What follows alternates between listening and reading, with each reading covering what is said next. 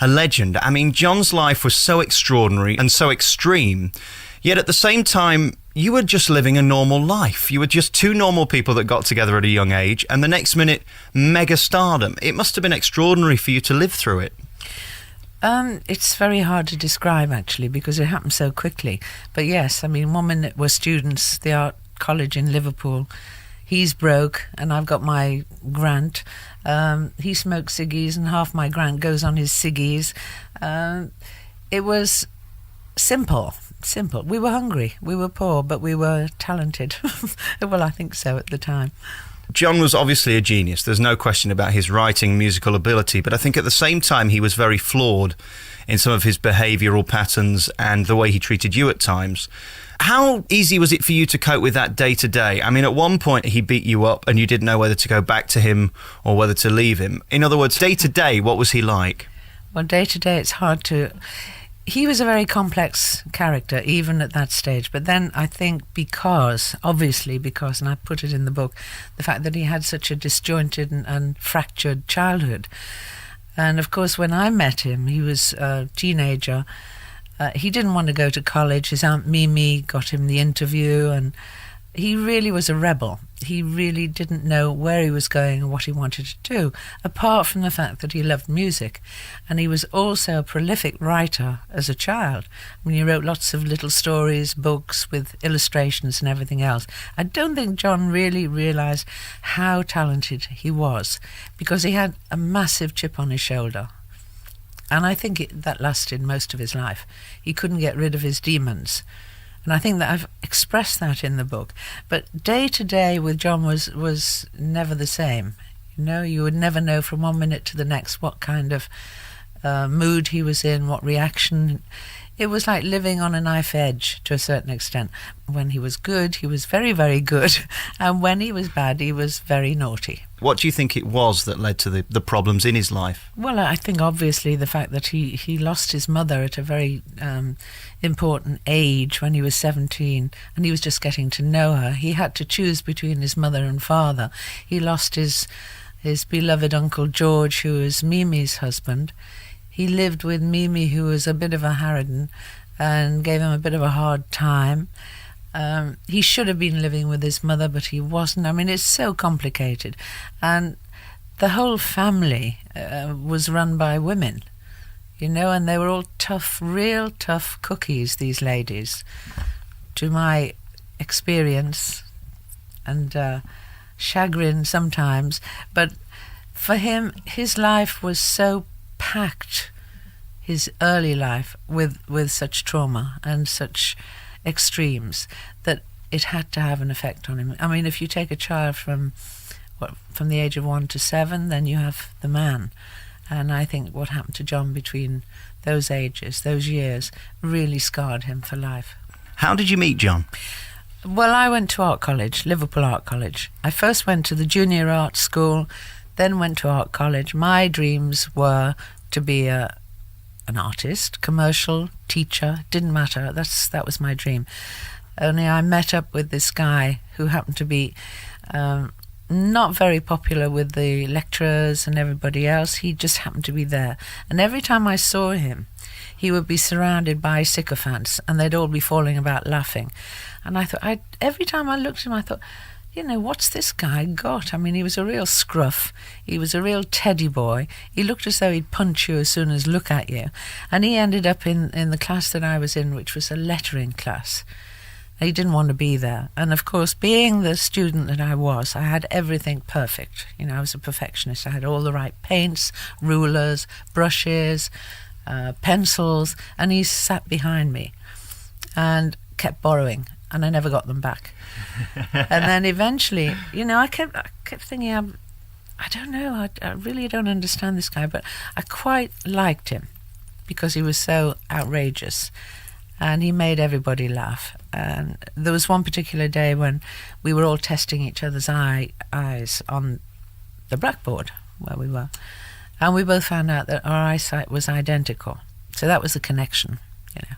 During that period when he used to walk in with a guitar over his shoulder, looking as though he was about to kill somebody, but this particular day he came in and he just sat in a corner, and everybody else went for lunch, and I was still trying to gather all my pens, pencils and things that he'd nicked, and he just sat in the corner and he played Ain't She Sweet all the way through.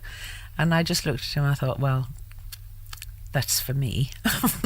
I mean, he just blew me away because I saw a completely different side of him.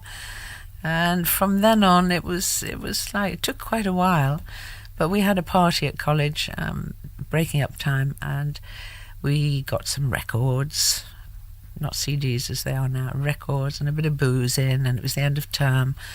And he turned up and we danced, and that was it.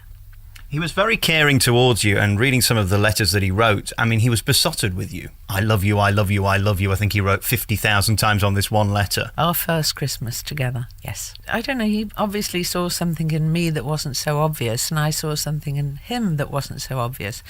But they do say that opposites attract.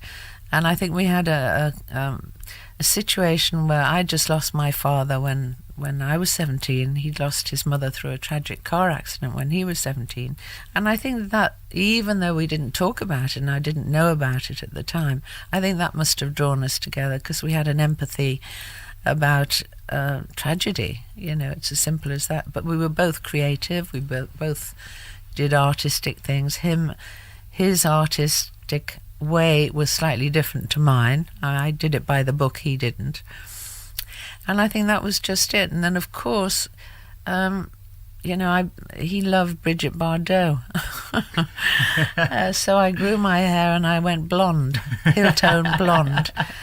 So he had his own little Brigitte Bardot. You mentioned the tragedy that beset both of you. It seems to me that you got strength out of the tragedy and the adversity, but John took it as an affront and became angry. He seemed very angry and bitter in parts of the book. He was. He couldn't let it out. He was not. He couldn't express himself. The way John expressed himself was with wicked humour and with his cartoons. I mean, everybody knows about his unbelievably cruel and cartoons about cripples, and I mean, there was nothing nice that came out of his artistry at that time, and his humour was cruel, and he used to sort of annihilate people with his humour. So that was him getting out the pain, but he couldn't express true emotions. So, and I could, so it was a matter of taking a lot of time to draw the real John out. I don't think I ever did, obviously, but I did try. Did he ever recover from the tragedy of his mother, do you think? No, I don't think he did. I think I cushioned a lot of blows that he was beating himself up with. I think that's about all I could do, because I couldn't get any further into his psyche. I don't think anybody did, really. I think he constantly, most of his life, it was a bit of an act. I don't think the real John Lennon actually revealed himself, even to his death. I really don't believe that. You write in the book, as you said earlier, about his comments regarding disabled people and also homosexuality. He wasn't complimentary at all. Was this just a facade? Was this just an act? Or did he really not like these type of people? No, I think he was frightened. I think he was terrified. And I think he liked to shock. His way of grabbing attention was shocking people. And I think that has proved itself right through most of his life. He was an exhibitionist through shocking people and shocking, when anybody thought they knew him, he'd make sure that they didn't by shocking them. The irony, though, is when he was at his peak with the Beatles, they couldn't have been more mainstream, really, in a way. If you think of their music now, I mean, the music was nice. I mean, they were rock and roll, but it was nice. There wasn't anything as extreme, and certainly the image of the band wasn't extreme at that time. Well, I think to the Americans it was, to a certain extent. These long-haired louts from Liverpool or whatever. I mean, long hair, if you look at hair, I mean, it wasn't long at all. It was ridiculous how they were vilified for being scruffy. I mean, they were suited and they had beautifully coiffured, quite long hair, but not outrageous compared to the Stones in that respect.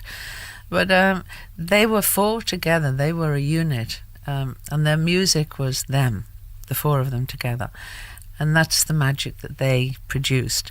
They were the best of mates. They were their own family. Were you in fear of him after the first time he hit you? Not really, because what happened then, I mean, John was very, very jealous and very possessive. And I think he actually said that later on in his life in an interview, but not to me. But I mean, I was aware of his jealousy, and I was aware not of his violence, because I hadn't seen his violence at that point. But I mean, he didn't beat me up. I mean, he just smacked me across the face, and I hit my head against the pipe in college. And at that point I thought, well, I've never experienced this in my life, and I don't want to see it again. And I didn't. But you forgave him? Well, it took 3 months. I left him at that point and I said, on your bike. To a certain extent, I'm not, why should I put up with this? There'd been an awful lot of nurturing and looking after his delicate ego at that time, and his pain. And I thought, well, I can only go so far and no further. So it took 3 months before he actually phoned me and we got back together again, because I loved him. It's as simple as that.